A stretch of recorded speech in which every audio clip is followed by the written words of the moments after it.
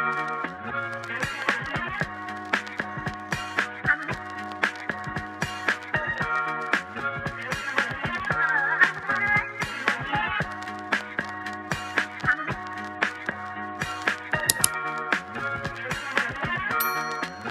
cute. Talking stick. All right. Hello, beautiful kings and queens. How you living? How you feeling? Welcome back to another TatyTedTalk. Today I have a special guest with me. We have the Arade. Hello. Nice to be here. Loving it. We out here in the yard. What? Nice little nature vibes. So today we are going to be doing a little paint and chat, a little art and chat, whatever, under the sun. And yeah, we just gonna hop right into it. Okay, guys. So today we're just kind of dabbling, just introspective questions for real. Nothing set in stone. We're just going all over the place. So I love first that. question, exactly. No reins on this one. First one on the list. So what does being authentic mean to you? Being authentic. Being authentic to me means upholding your personal standards, whatever they are, whatever you create them to be over your time frame, whatever you decide you are.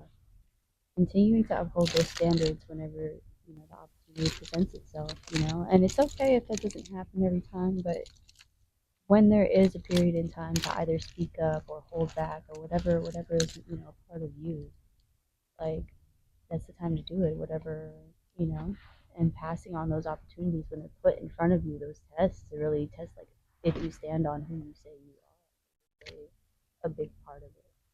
And that can even just be as small as like being nervous or being shy. No, literally. As small as Those that. uncomfortable feelings that we're not fully used to all the time. Yeah. I definitely get that. What would you say like your biggest hiccup was when it came to becoming a more authentic version of yourself?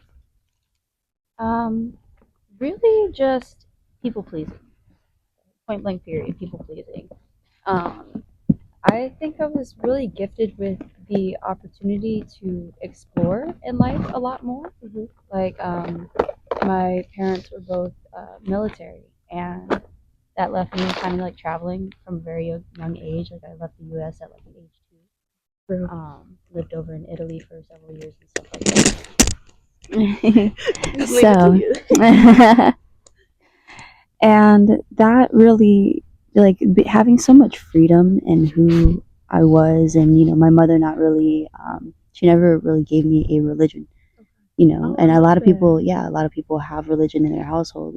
It's a wonderful thing, and it's a odd thing as well. It was very confusing. Especially as a young kid. Yeah, you don't really have any sense of guidance beyond Just doing what you're told. yeah, exactly. It's very militant mindset. But really, why she did it was because she didn't really agree with many things within her religion when she was brought up.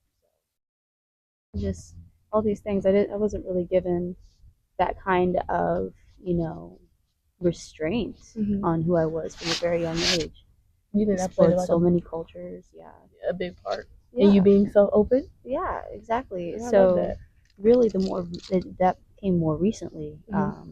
Really holding back and having a time frame where I had a struggle or a challenge with um, upholding my own standards of myself. And that came with people pleasing. I finally was trying to create roots and not being raised in, I was an only child as well, not being raised in, like, it was just me in 4 walls, like, all the time. I made multiplayer games, single player games. Like, it's just sad. I know. It's sad.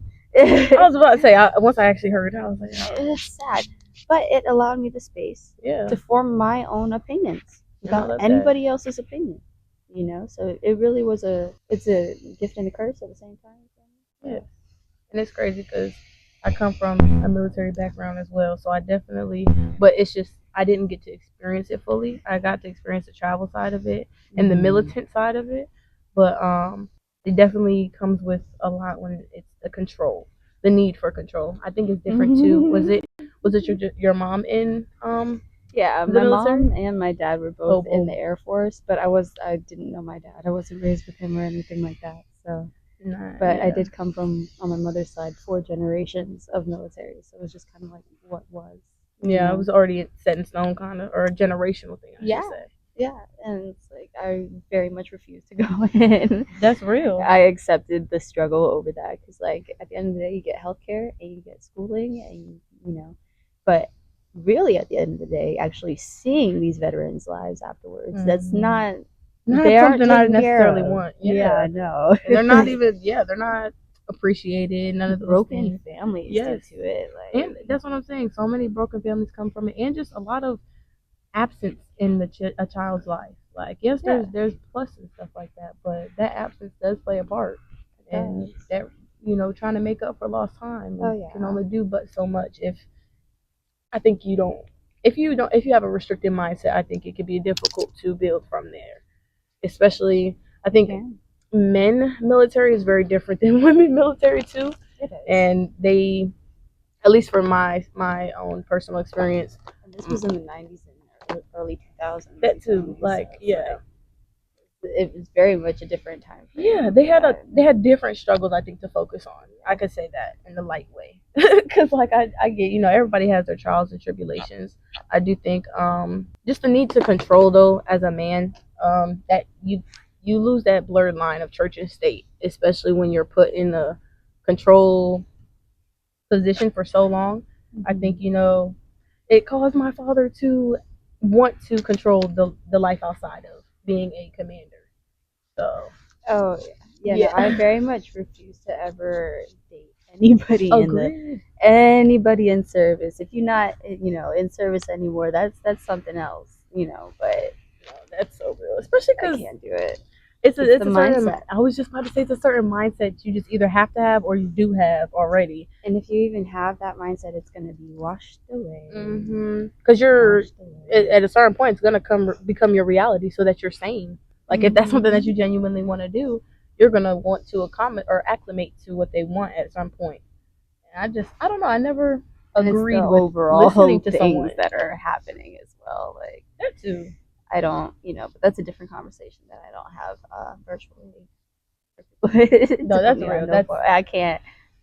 Not until I get my, beefed up security system and all that. I was gonna say, let me make sure I'm protected from everywhere in the world before I start, dropping gems on. That's what I'm saying. Nah, people are like, why haven't you started your podcast on all these things? So they flag your video every time you talk about real. Exactly. That's the thing. We gotta wait, honey. We gotta wait. That's why it's like I'll be so, especially with this. Like, this is like, I feel like I'm teetering on ice when it comes to this.